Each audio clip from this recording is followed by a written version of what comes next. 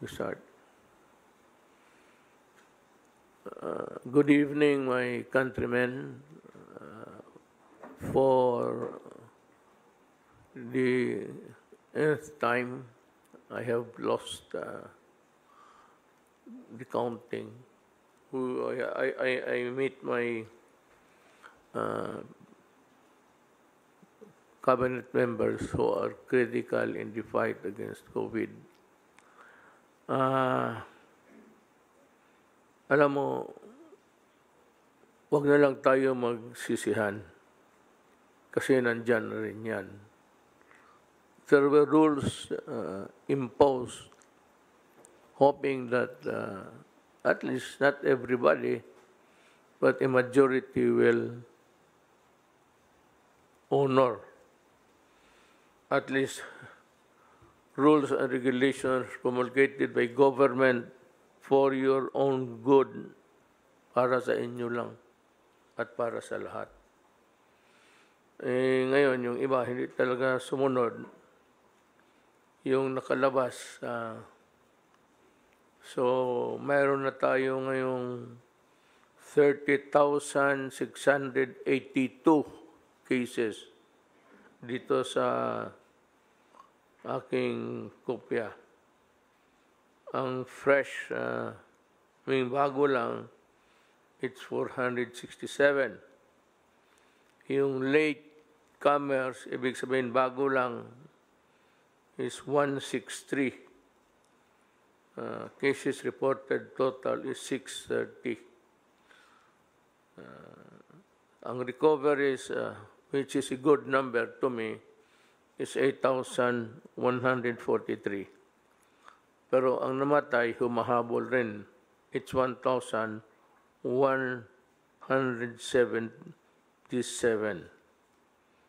Medyo naghabulan lang ang patay, pati ang recovery. Do maganda ang recovery natin, mga kababayan ko. Ang Cebu ngayon ang may problema. May problema sila. Alam mo kasi pag may problema, tapon na yan eh. If you solve the problem locally amongst the officials there, there's bound to be a derailment in the programs of government because they would start to blame each other. And nobody would try to introduce novel ideas or even to implement one that is already, a measure that is already of proven efficacy kasi nagsisisihan na. So, kayong mga taga Cebu, it's not that I do not trust your capability, but rather I said it's the penchant to go into a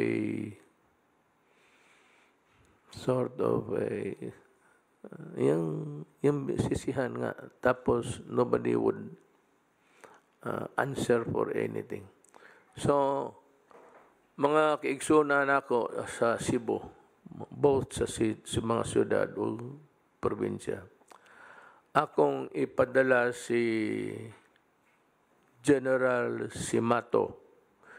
General Simato is the Secretary of SADAR, sa DNR rather. I'm sorry. Sa DNR, sabi ko, kung maiwanan mo yung opisina mo sandali, total ikaw yung inuutosan noon ni GMA, President Arroyo, pati ako. Kayong lahat naman eh. Dito sa Manila, the head body of that is the IATF. Then, itong office ni Secretary Samato would be an adjunct to that body. So, he will exercise all the powers of that body upon notifying General Lorenzana, who heads the agency. All he has to do, not for permission, but just to advise Manila here that these things are being done, these things are not yet done, and these things must be done. So I cannot wait for the transition of communication, of asking for approval. Then that is the bane of bureaucracy. Sa totoo. Yan ang tigabigay sa atin ng how would you tell it? A fractured communication even among the sometimes yung isang sulat hindi pinapansin. Kaya sabi ko kay General Simato, just exercise the powers of the task force. Anyway, you are an adjunct to an office there. I will just write a executive order. Puko na si Juan Bong Medaldia to follow, and he might fly anytime. You can use the Air Force or any plane that is available, government-owned. Baski anong aeroplano dyan, go there and fly. I suggest that you sa Air Force kasi maraming air assets. At makarating ka kaaluan, if you want to stay there, or you might want to fly back. But I must have the picture of how grave the situation is, or the situations are, and malaman ko na may bawaan ako nga naanay tao nagpalihok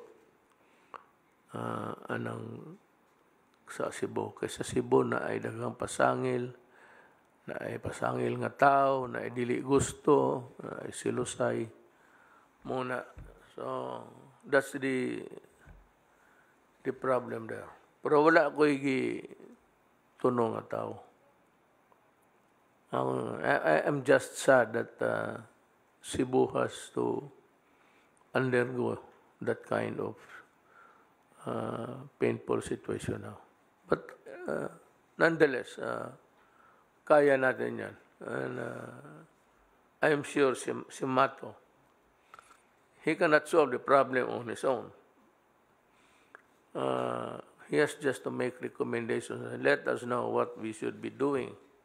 And that is very important. It's part really of the intelligence work of any organization to know what is ahead and behind and on the side, so that you'd know how to prepare and go and fight the enemy, COVID. So that's it. Ang aking report ngayon. Dito unahin ko naman yung aking talking points. I talk to you now to update you on our latest situation. Ang COVID is fighting us, and we are fighting back. But ang masabi ko sa inyo na good news is that we believe, and I believe too, that many countries has now perfected some vaccine. Maybe some are haphazard kasi madali yan The quest for vaccine takes time, years. Dito nagmamadalian, at least we have a medicine that would fight COVID. And sabi nila, ako, the nearest that I can explain to you is, kung baga germs ito, antibiotic kills the bacteria. But the antibiotic cannot harm a virus or a virus. Again, hindi yan ang panlaban. Ang panlaban mo lang dito sa virus na to is really your body. Yung kasarili mong sundalo sa katawan na mag-fight sa kanya. But actually, ang mangyari kasi yan, na bigla pumasok sa katawan, hindi niya recognize kung ano yun.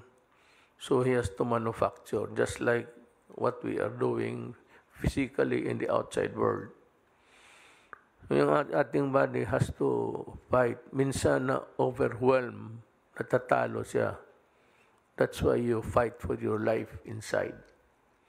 Now, yung vaccine naman, dahan-dahan nila i-inject yan sa, I think it's a horse. Dahan-dahan pa, kagaya ng snake bite. Parang ano yan, antivenom.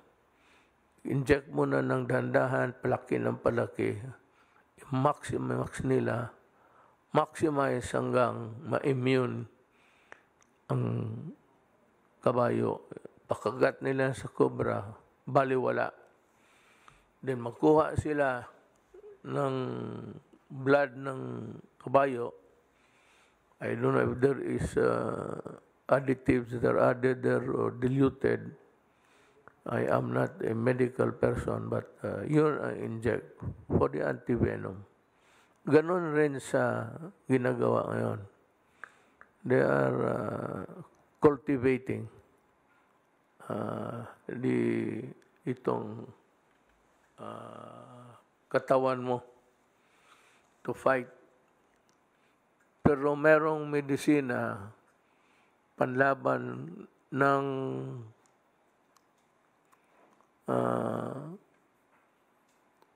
virus is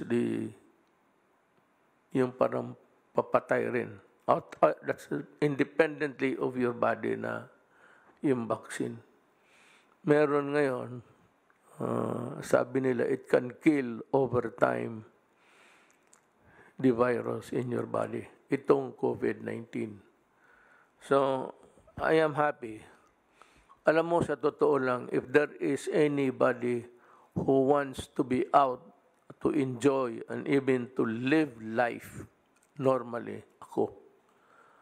Ako yung ayaw talaga sa itong lockdown. I hate it. I do not want even myself. Pero ang sabi ko sa inyo, kung kayo hindi makatiis at tinamaan kayo, sorry na lang. Same is true for me. If I'm reckless enough, then I'd get it. Because in the coming days, I intend to go around the country. Magbisita pa ako ng kampo ng mga military. So I'll just have to take precautions. Yun ang ano. Kung may tao man na galit na galit dito sa pagkakulong natin sa atin, ako. Kaya naintindihan ko ano ang puso ninyo.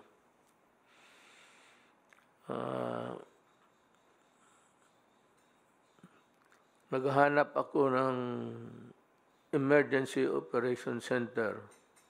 I'm sure Secretary Simato can look, as long as he has the support and assistance of the Cebu local officials, both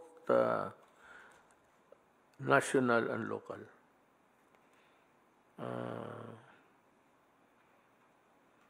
Kailangan ko ng tao doon to give me the entire picture.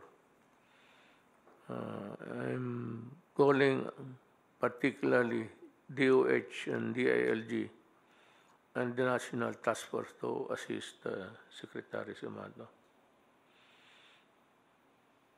Saka yung kung talagang may lockdown man, uniform talaga, and this has to be enforced by the police. Kung magkulang ng tao, then Secretary Simato has the liberty of calling upon the military guys to help. Pero itong away ng COVID, ng terrorism, this has been taken advantage of by itong mga forces arrayed against us. Abu Sayyaf, mga terorista with no ideology, the Communist Party with ideology, but more pernicious ang effect, which could undermine the peace and security of our country. Not only this administration, but it can transcend to the next generation, not giving us no respite. Kasi kaunting pahinga lang, makahinga lang tayo. The fight against the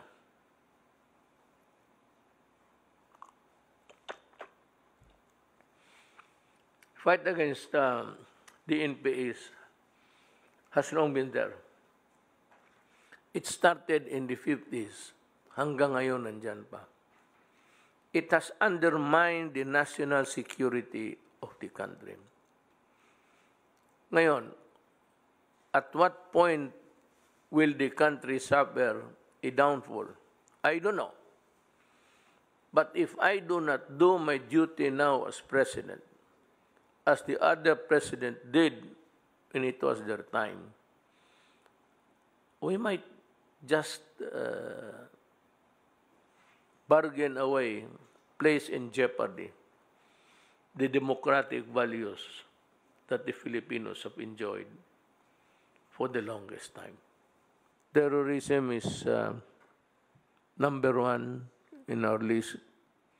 Actually, the number one threat to the country, hindi Abu Sayyaf, hindi yung mga terorista of no value. Itong high-value targets, ito yung mga komunista. Kaya ang utos ko talaga sa armed forces, sa sundalo, pakan mo. Pakan mo. Kasi pag ikaw ang inabot, pati nga yung pulis nagsama doon ng mga gobyerno na nagtutulong sa mga tao. Pinatay pa ninyo lahat. Tapos, using a Gillette blade. Kaya ako galit sa inyo.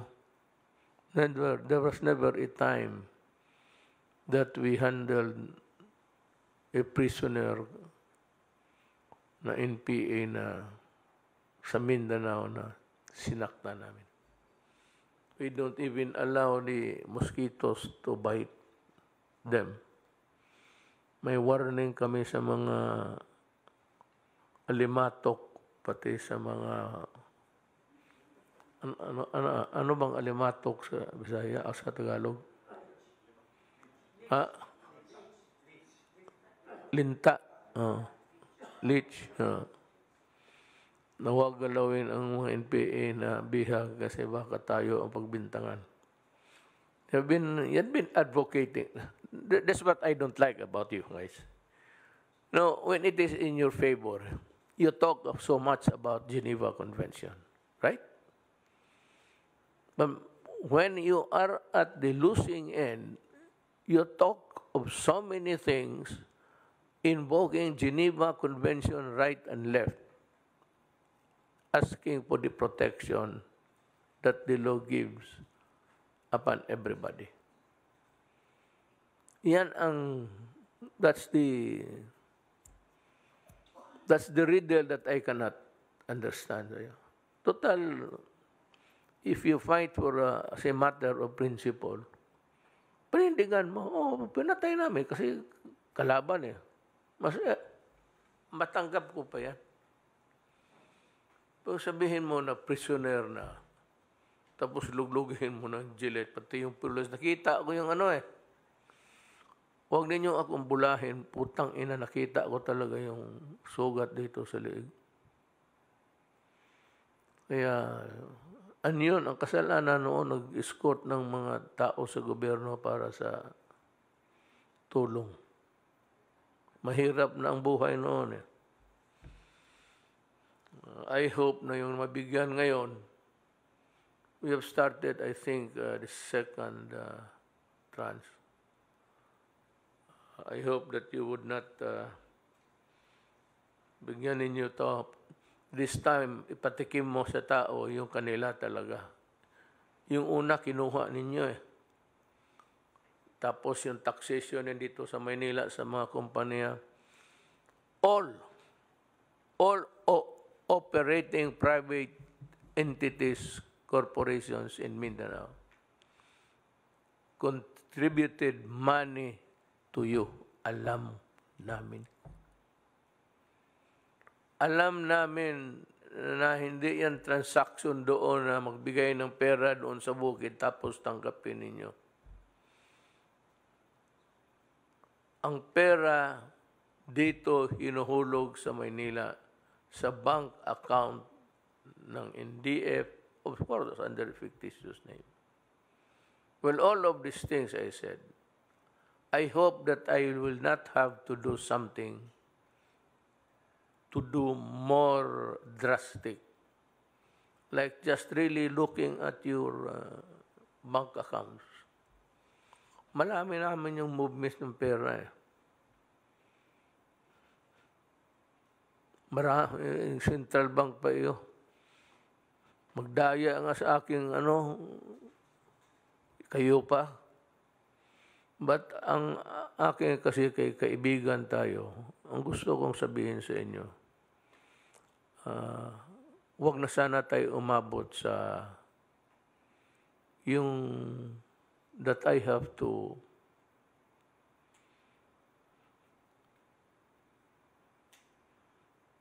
kill you.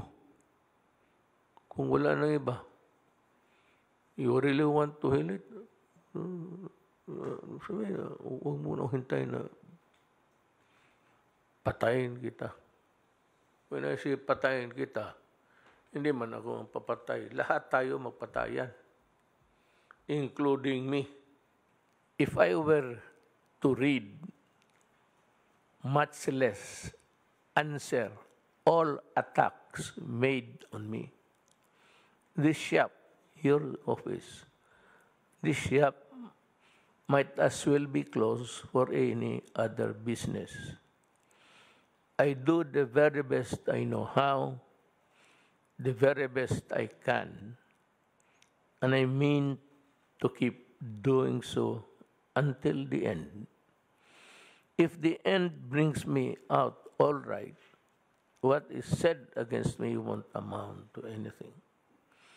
But if the end brings me out wrong, 10 angels of God swearing I was right would make no difference. Mali ka pa rin. So, that's Lincoln. You can take your, maybe you can take comfort in the words of a great American statesman. So, ikaw muna, let us hear what's your advice to the people? Thank you very much, Mr. President, and magandang gabi po sa ating mga kasama sa kabinete at saka sa National Interagency Task Force on Emerging Infectious Diseases. At can I be allowed to make my report, Mr. President, or did you want me to address some of the issues that have been raised against me, Mr. President? You can, if you want to defend yourself, it's your right. Yes, sir. Well, yun doon po sa Bayanihan Heal as One Act. Meron pong provision ng batas na nagsasabi na kailangan na tulungan ang mga pamilya na namatayan. Ito po yung karamihan mga doktor at saka mga nurse at doon po sa Bayanihan Hilas One Act, kailangan bigyan po ng ayuda sa halagang 1 million pesos per family. So ito naman po ay atin na ipatupad at in fact June 9, I think, yung pong 32 families na inatasan niyo po kami na bigyan ng 1 million each dahil namatayan nga po sila. Ito yung mga health workers po natin na nagpakabayani at nagsakripisyo po para bigyan kalinga at gamutin ang mga COVID patients, Mr. President. Tapos, meron po tayong 32 na nabigyan po natin ng cheque, 1 million each. In 4 days, as per your instruction, tinapos po natin yon. At sa ibabaw po nito, meron din po tayong 19 na mga healthcare workers naman na sila po ay nagkaroon ng severe COVID-19 infection at pero sila po naman ay buhay. At ang layon po ng batas ay tulungan sila at batay po sa inyong kautusan, nabigyan po natin sila ng 100,000 pesos each. At so a total of 51 beneficiaries, Mr. President, ang naayudahan po natin. Sa ibabaw pa ho nito, yung binayaran po ng PhilHealth, ang lahat po ng kanilang pagpapahospital, gastusin po sa pagpapahospital. So, tayo po ay nagpapasalamat, Mr. President, sa lahat ng serbisyo, kabayanihan, sakripisyo po ng ating pong mga frontline healthcare workers na talaga naman pong nangalaga sa mga COVID-19 patients. So, yung pong inyong kautusan ay na isa katuparan po natin. Yung pangalawang issue po, Mr. President, yung pagbili po ng mga personal protective equipment at akala po ng mga ibang grupo ay napakahuli po ang ating pagbili ng mga personal protective equipment. Pero sa totoo lang po, as early as February, naglagay na po tayo ng procurement order with the Philippine International Trading Corporation, isa pong attached agency ng DTI. At yun na nga po, Mr. President, talagang namroblema lang po tayo sa supply. Kasi nga po, at that time, marami na po mga ibang mga bansa na nauna po sa atin dahil nauna rin po sila nagkaroon ng mga kaso ng COVID-19 cases. So, nag-antay po tayo. In fact, in order po natin ng February, dumating na yung iba, March, April na ho. At maigi lang po, may mga donations po tayo mga natanggap mula sa World Health Organization dahil tayo po naman ang kumatawan at humingi ng tulong sa World Health Organization habang hindi po nadating yung ating pong mga in-order na mga personal protective equipment. Ganun pa man, Mr. President, ay talagang nagsumikap po tayo, nagpunyagi po tayo na makuha ang sapat na bilang ng mga PPEs. Pero dahil nga po sa shortage, yung global shortage po, Mr. President, nag-antay tayo ng matagal bago po tayo makakuha ng ating pong mga personal protective equipment. At salamat po sa inyo dahil minadali nyo po nung March ay nakapag-release po ng pondo ang DBM at tayo po ay nakapamili. In fact, hindi nga pala DBM pa ang unang nag-release. Ang nag-release po ay ang PAGCOR sa inyo pong kautusan. Sa halagang mga 1.8 billion ay nakapag-procure po tayo ng almost 1 million personal protective equipment para po sa proteksyon ng ating pong mga healthcare workers. So, yan po, Mr. President, ilan po yan sa mga issues na akin pong sinasagot ngayon. At ito po, magpapadala kami ng lahat ng mga kasagutan namin sa ombudsman na sila po ang nagpadala ng sabpina para magsumite ng lahat ng mga dokumento patungkol po sa ating pong mga procurement, sa ating pong mga ginawang mga hakbang para maging maayos po ang ating pagtugon sa namayagpag o namamayagpag na COVID-19 pandemic. So ilan po ito sa mga bagay, Mr. President, na atin pong sinasagot at para maging maayos po ang pagtugon ng pamahalaan nasyonal sa problema po ng ating pandemic COVID-19. I'm sure that yung kayo mga Tagalog, naintindihan ninyo ang salita ni Secretary Duque. I mean, it's not really fluent Tagalog, but it's Tagalog, and it can be understood by anybody who knows how to talk in Tagalog. Pero sa mga Bisaya, well, ganito lang. Let me just maiksing explanation. Hindi kaagad tayo nakabili ng equipments. Kasi naghanap pa tayo kung saan tayo makabili ng mura at maraming supply. We found out as early as March, tayo ang one of the countries ang Tagalog man pala ito. Kita'y unang nasod nga nakaalinggat nga na ay problema. At ang tawag ana pandemic. Na ang katong mga tao, katanan, Tagalog, Ilocano, Bicolano, Bisaya, Waray, sabta ninyo nga ang sakit nga niabot sa ato, pandemic, bot pasabot tibuok kalibutan.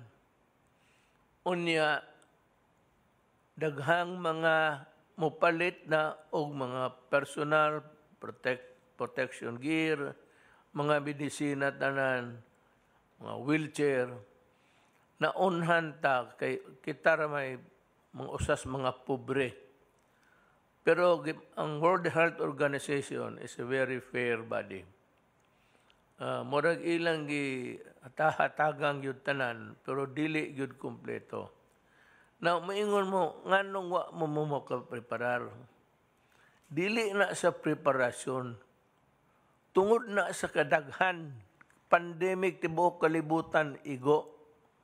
Bot pasabot, og imog yung hunahuna og mayo, pwede ang tanang tao sa kalibutan, maigo, mamatay. So, dili na yung sakit nga kolera o iltor o unsa ba diha nga influensya nga naanay mga tambal daan. Kani walay bakuna. So nakabuang takaro, nakalitan taani, kay paspas kaayo ang iyang dagan sa contagion, sa iyang pagtakod. Muna na late o gamay, pero dili giingon way gibuhat ang Department of Health. Ang kwarta, wala po na, sigurado ko, I am very sure and I place my reputation sa kang Secretary Duque nga walay kawat nga nahimo na. Dili na niya kaya. Dili na niya kaya kay dato na nidaan si Duque. Naani hospital, naani eskwelahan, naani tanan. Hasta tanang gwapang asawa, naani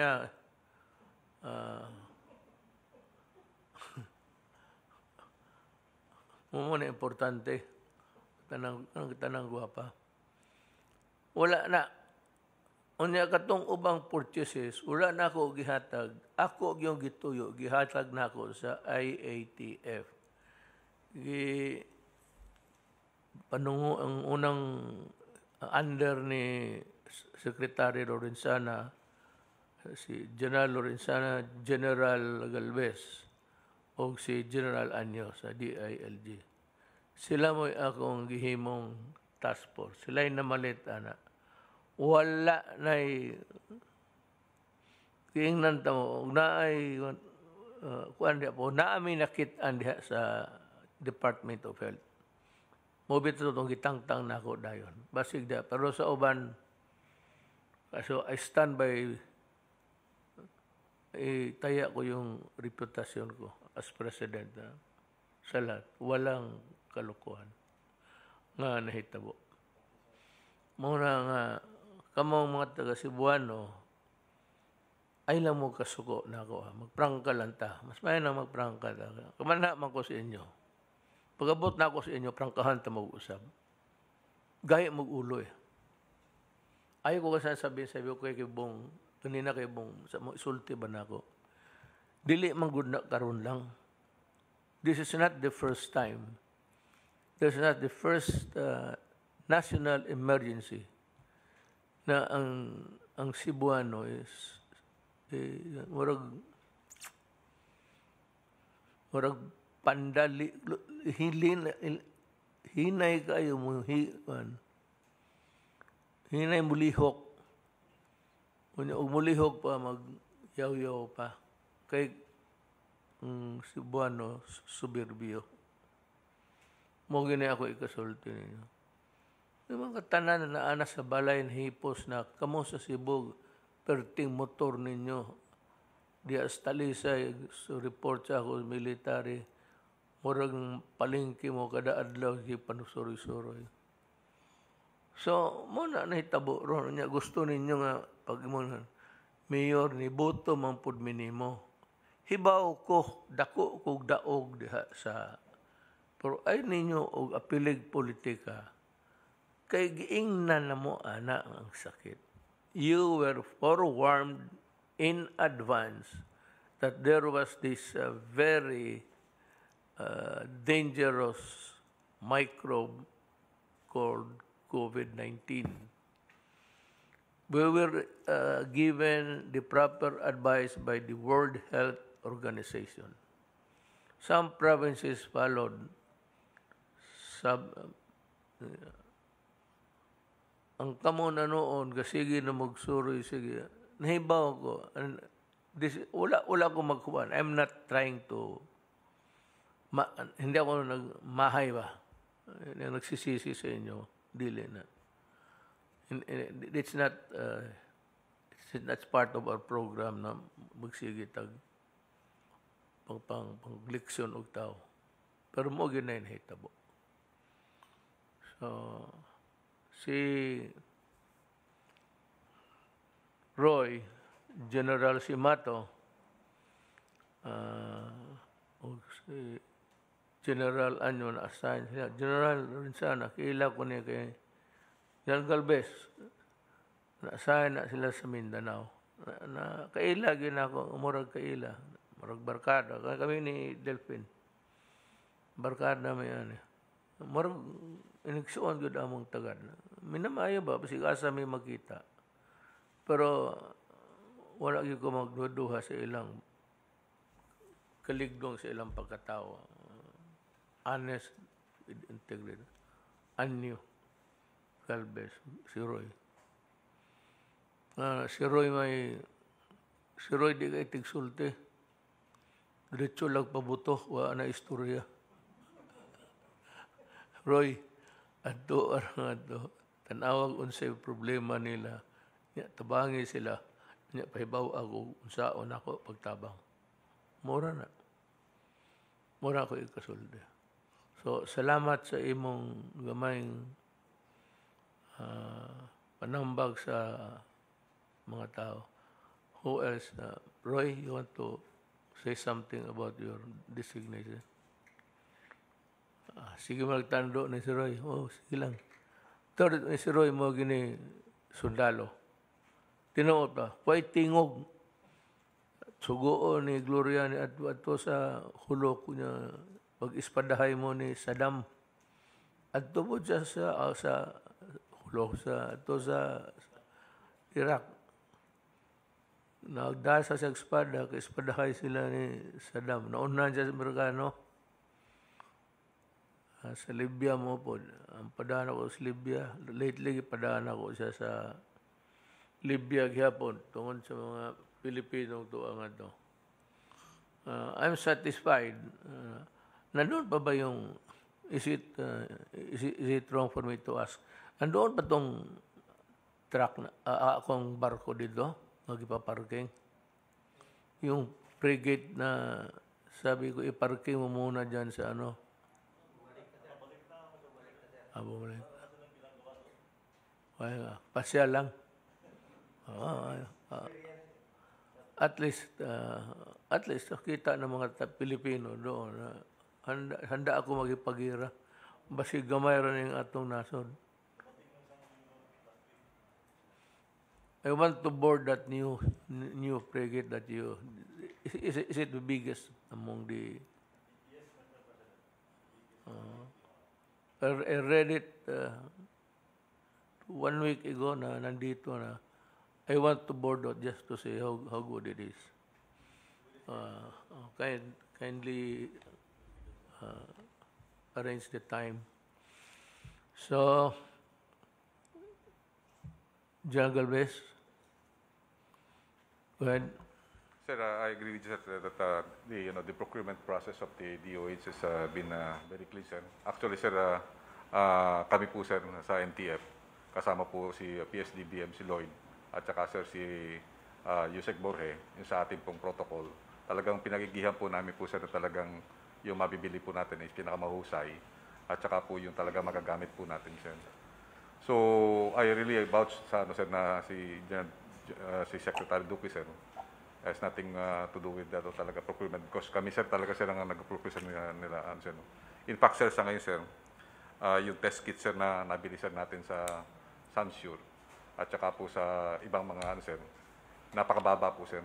Tapos, nakuha po natin, sir, yun, yung 20,000 na PCR at saka yung automatic extraction na free po, sir, yun, free. Nakuha po natin sa China at nakuha na po natin yung 1 million na test kit. So, yung program, sir, natin supposed to be more or less 3 million na test kit po, sir, ang sir natin, mabilisan natin. Sa ngayon po, sir, because of our prudent procurement, more or less 10 million po na test kits po, sir, na nabili po, sir, natin. And we rest assured, we assured the public that the administration will be clean. Yun po ang lagi niyo po sinasabi sa akin, even nung ako yung chief of staff, na you have no tolerance to corruption, sir. That's why, that's my, sir, my primary duty to be, clean in dealing with, with procurement. So, makakaasa po ang ating mamamayan na yung lahat po na binibili po natin sa na mga equipment at saka PPE ay talagang ito po yung mga standard, especially yung PPE, sir, na ginagawang kontrobersya po ng iba ay talaga po ito level 4 ang binili po natin. At kung titingnan po natin talaga sa history po ng ng ating health workers, bumaba po ang level ng mga casualty natin mula nung nakabili po tayo ng PPE noon. Noon dati, sir, ang dami namamatay ng mga doktor mula po nung bumili tayo ng PPE. Ay talagang isa o dalawa na lang po yung nagiging fatal casualty po. And then sa ngayon po, sir, yung ating testing capacity ini-increase na po natin. At ang ating laboratory po, sir, tayo po nagsimula na 3 lang nung February. Ngayon po 63 na po ang ating laboratory. So meron na po tayong 46 na RT-PCR at meron po tayong gene expert na laboratory. At halos lahat po ng ating mga region na meron na po. Sa NCR, meron na po tayong 27 testing laboratory.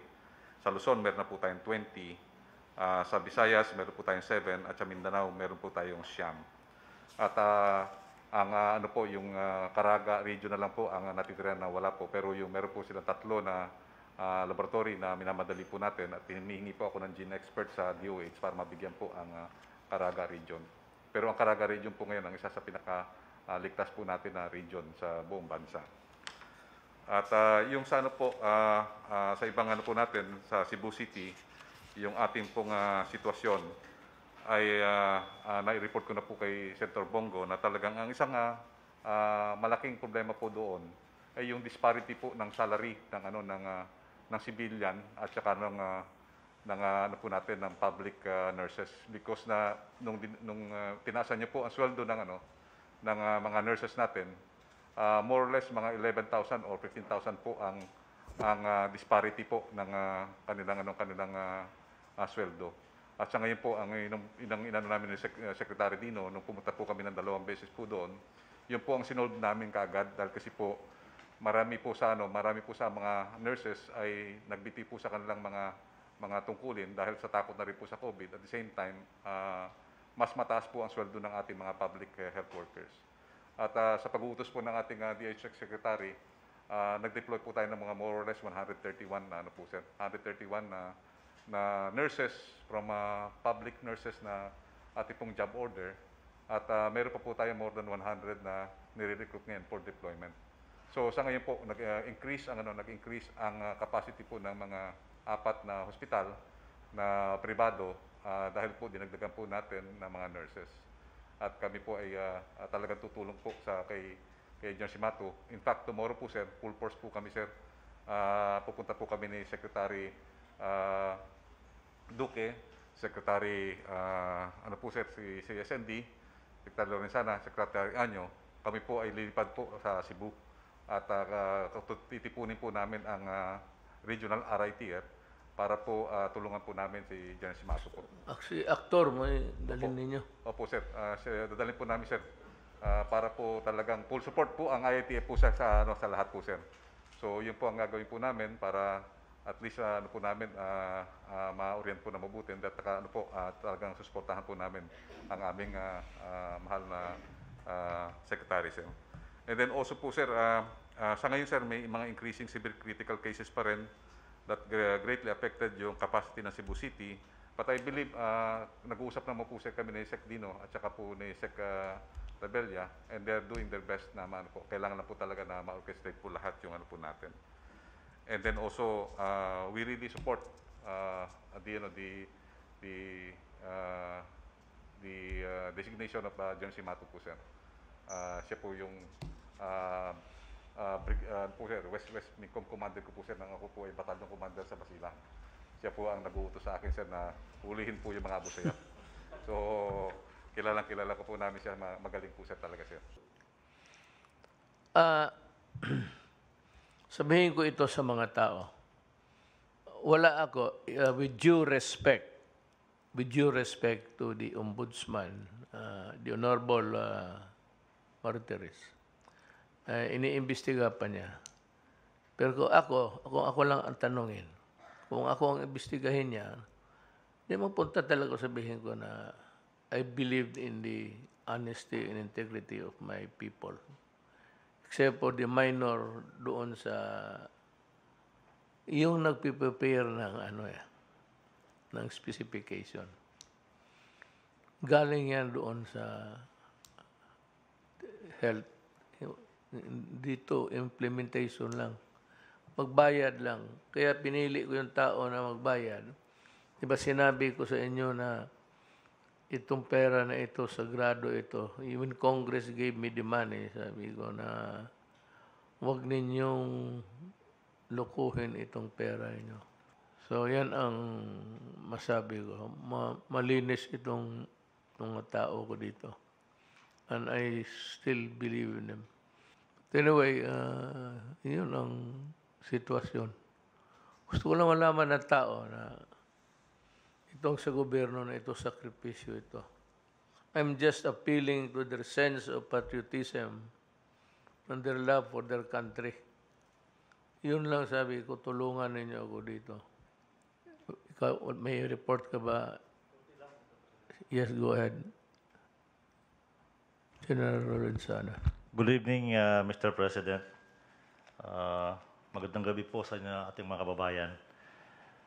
Gusto ko lang po mag-ulat sa inyo, Mr. President, sa ating yung isa nating ginagawang trabaho dito na medyo masalimuot. Ito po yung pagpapauwi ng mga OFWs sa kanilang mga probinsya. Sa ngayon po ay 56,000 na yung nating napauwi ng mga OFWs sa mga probinsya. Pero ang sabi ni Secretary Bello, mayroon pang 40,000 na darating. Itong darating na 2 buwan. Okay na po yung ating, naiulat ko na rin last time, na okay na yung ating mga sistema para mapabilis silang makauwi sa kanilang mga probinsya. Isa pong umuwi na rin dito ay yung mga kabayan natin na naipit sa ibang lugar na gusto nang umuwi rito. Yung stranded. Stranded po sa ibang bansa. Ibang bansa na gusto umuwi rito. Unti-unti na po sila umuwi. Karamihan nito ay galing sa United States. Meron ding isang eroplano na nanggaling sa Indonesia na gustong bumalik dito. Ito po ay inaasikaso namin sa airport at saka sa seaport kung may dumarating ng mga OFWs. Ang pangalawa po ay yung mga kabayan nating namatay sa Saudi Arabia. Ang sabi po ni Secretary Bello ay mayroon tayong 280. Hindi po ito COVID-related, sabi niya. At ang usapan namin kanina ay mag-arkila siya ng cargo plane, aeroplanong pang-cargo para maiuwi sila dito at makauwi naman sa kanilang pamilya. Ang pangatlo po ay yung mga locally stranded individuals. Hindi po may paliwanag na kadahilanan, ito ay mga nagpuntahan sa airport. Pero wala naman silang sasakyan, kaya ang ginawa po natin ay dinala natin sila sa Villamor Air Base at saka sa Port Bonifacio. At doon sila ngayon naghihintay ng kanilang masakyan papunta ng probinsya. Ang problema po rito ay wala tayong makuhang sasakyan kasi nga wala namang ahensya na sasagot ng mga pamasahe nito. Ang pinagtitiyagaan po natin ay yung ating Air Force planes at saka yung mga barko ng Philippine Navy. Meron po yatang mga 40,000 dito sa Metro Manila na mga locally stranded individuals. Karamihan po ito, Mr. President, ay meron silang mga ticket sa airlines. So, hinintay po natin na magbukas yung mga paliparan sa probinsya para makapagpalipad na itong ating mga airlines para maiuwi itong mga locally stranded individuals. Kung ko lang po, pakiusap natin sa mga locally stranded individuals ay huwag po kayo magpunta sa airport kung wala kayong sigurado masakyan. Dahil magkakahirap-hirap po ang ating buhay doon. Wala naman kayong matirhan sa airport at pati pagkain ay sinasagot na ng Philippine Army at saka Philippine Air Force at sila ay nahihirapan din. So pakiusap lang po, huwag kayong magpunta doon kung wala kayong siguradong masakyan. Yun lang po, Mr. President. Thank you. Wala na ba? Sir. Yes. Roy. Mr. President, good evening. I fully accept your challenge you gave for Cebu, Mr. President. Just like the orders you gave to me before to go to Boracay, and we changed the cesspool image of Boracay into what it is now. Then you... Manila Bay. Manila Bay mo. Malinis na. Sir. Manila Bay. And you ordered me to clean the waters of Manila Bay to implement the order of mandamus of the Supreme Court, and within the year, Mr. President. Nag-report, may I interrupt you? Nag-report ka na doon sa Supreme Court? Compliance mo sa mandamos nila? Yes, sir. Yes, Mr. President. Yung dalawang ano ko kasi sa Supreme Court, the first is the mandamus, Mr. President. This is a continuing mandamus, and we expect to make the initial compliance to the Supreme Court this year, because we expect that the Manila Bay will be compliant in the portion of the Baywalk area towards the Pasig River and the Parañaque River. This is what we can probably finish this year, Mr. President, and probably next year towards Bulacan. And your order for me to go to Iraq and to go to Libya, I complied, Mr. President. Now, this one, going to Cebu, when the Senator Bong talked to me, and I said, this is really an honor for me because probably this is fate or destiny, Mr. President, to be doing things to save the lives of some people in Cebu at this time of pandemic. This only happened in 100 years. And I was looking at the statistics of last pandemic in 1918, wherein it was a worldwide similar to this what we are experiencing now. And there were about 50 million who died. And I was researching how many Filipinos died in 1918 to 1920 in that pandemic. Remember, at that time, Mr. President, we were under Commonwealth, and the Americans were here, and we suspect that doon nanggaling yung virus then.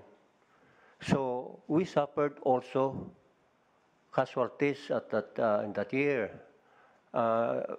Through the researchers coming from some Filipinos, there were about 50,000 to 75,000 Filipinos died at that time. Of course, they were also implementing some lockdowns. They were also implementing some But I was also thinking, Mr. President, that the next generation will be looking at this again, at what transpired during this pandemic. And the process that we are doing now will be again probably reviewed by the next generation, whether we did it right or we did. So it will be dependent on the future of the effect of what we are doing now. And I'm very certain, Mr. President, that we will be able, comparing those casualties, what happened 100 years ago compared to us now. Well, in the last 4 months, ating casualties only about 1,000 something, 1,100. Then if you project that for 2 years, it will only be about 4,000, 5,000 if we project this probably. So these are the things that will be very, probably this will be reviewed by the next generation, what we are doing now.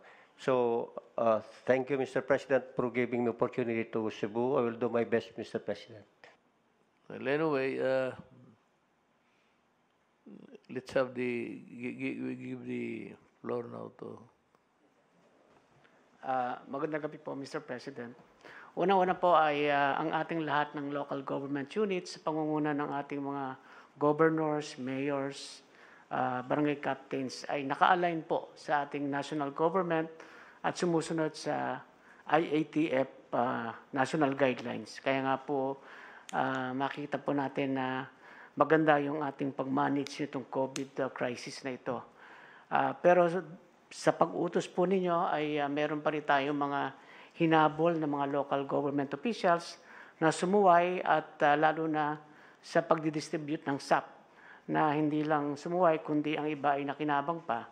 Dalawa po ito, criminal cases at saka admin cases. So i-update ko lang po kayo. Ang criminal cases po ay na-handle ng ating CIDG. Mula po sa 496 complainants, meron po tayong 728 suspects. Pagkatapos po ng investigation, ay tumataas pa ito, nakapag-develop tayo ng 264 cases.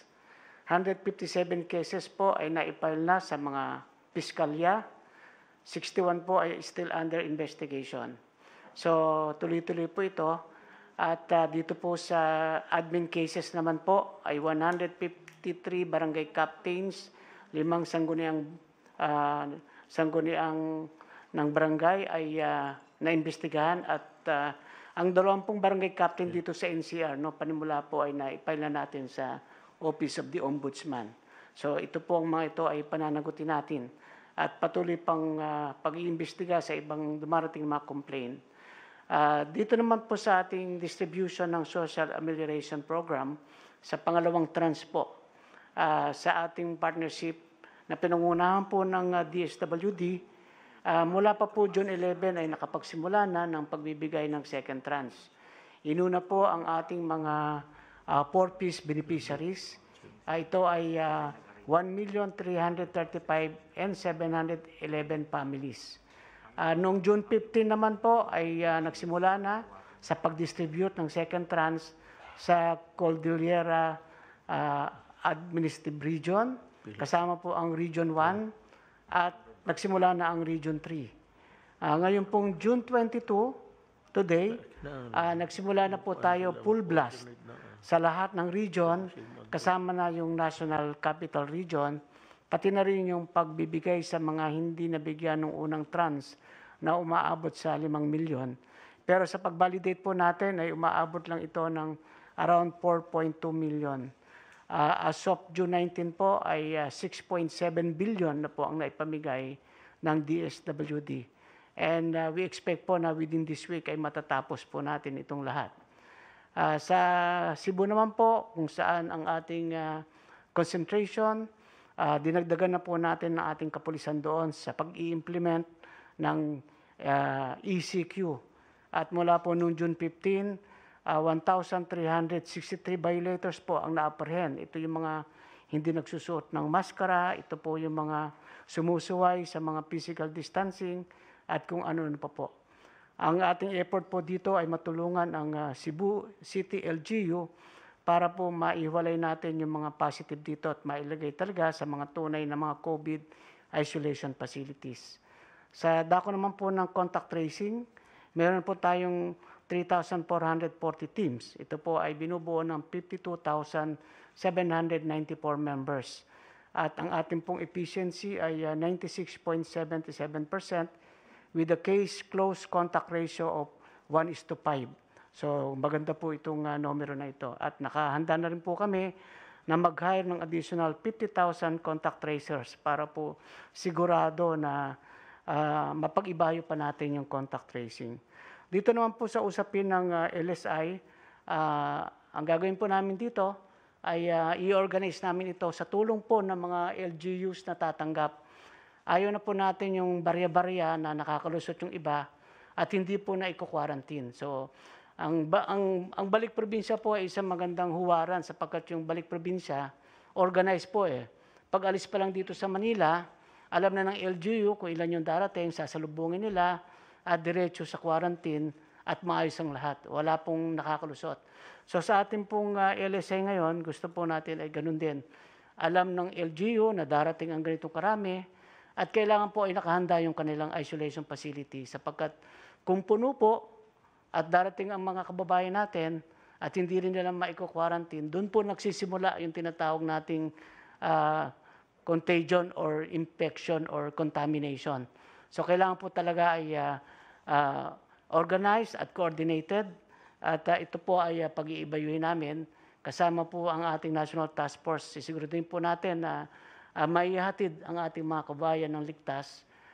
Gagamitin na po natin yung ating mga barko ng Philippine Navy, Philippine Coast Guard at kung ano pa yung marerentahan natin para bultuhan po ihatid natin doon sa mga nakahandang LGU. So yun lang po, Mr. President. Maraming pong salamat.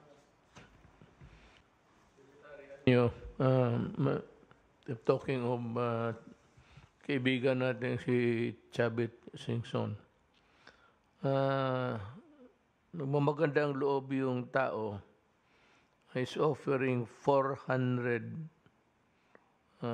buses at the disposal of the task force yan.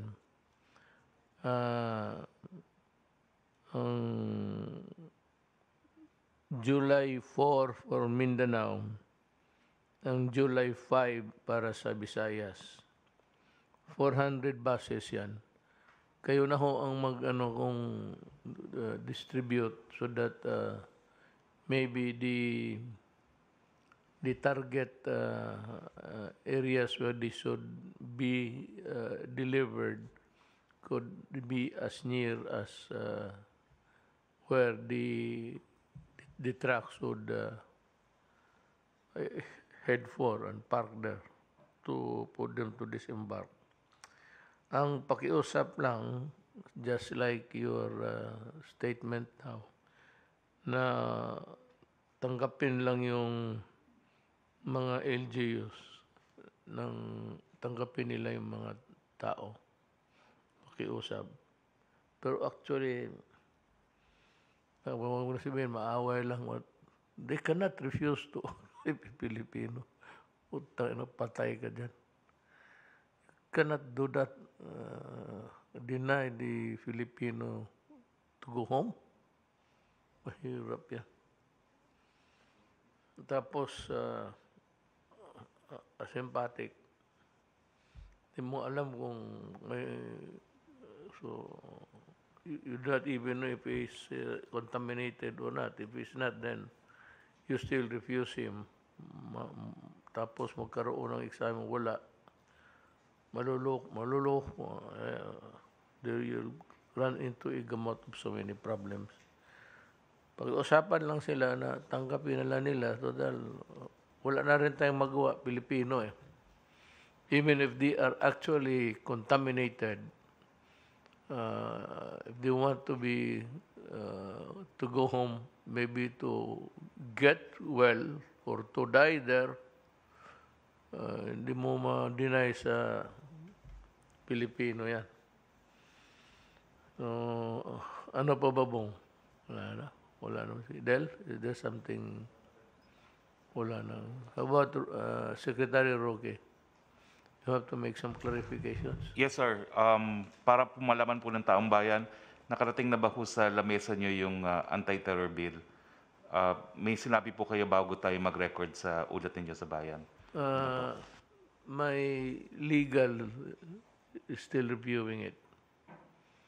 May legal team sa Malacanang. Hindi ko pa natanggap. I had it reviewed. It's always automatic. Eh. Pag naan sa akin, I endorse it to legal. Without even reading it actually, if you really want to know. It's legal who will return it to me with a recommendation whether I will approve it or not.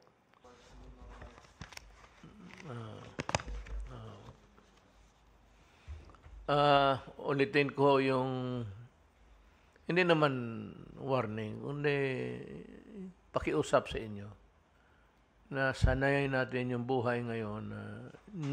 Bago na talaga ang pamumuhay. Ang diskarte, maglakad, paggalaw, social distancing, hugas kamay, mask, tapos kung maaari, limit mo yung labas mo. Kasi ang COVID nandyan, ready to cling to your body. Pasok yan sa bunganga, ilong, mata. Pero yung iba, hugas nga, maski anong sabon. Ulitin ko yung anong pinaka-effective talaga. Yung pagkatapos mahugas nga, sabi ko. Di ba sabi ko nung previous program? Paghugas mo, malaman mo effective kasi ang mga kamay mo mamumuti. Sabihin, pare, ang lakas ng bisa ng nakuha mo talaga. Para ka ng puting tela.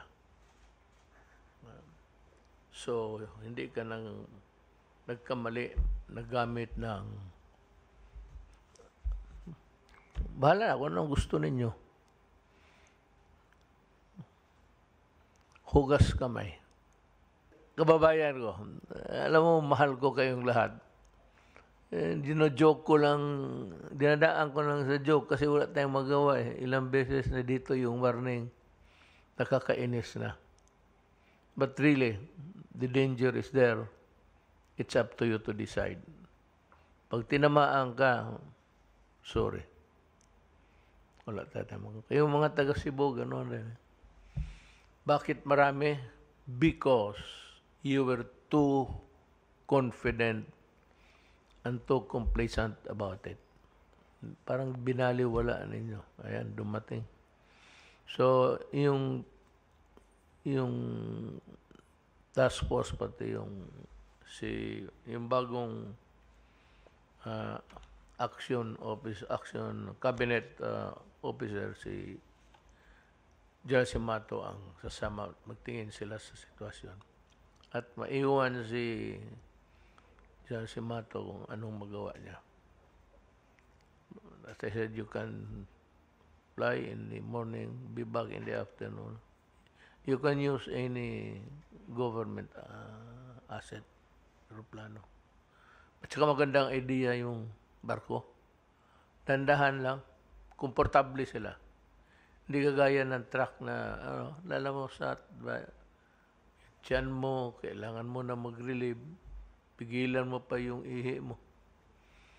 Eh, itong barko, tsaka mabilis na yan ngayon. Maganda yan. That's a very good idea. I appreciate it. Okay, yun ho ang achievement.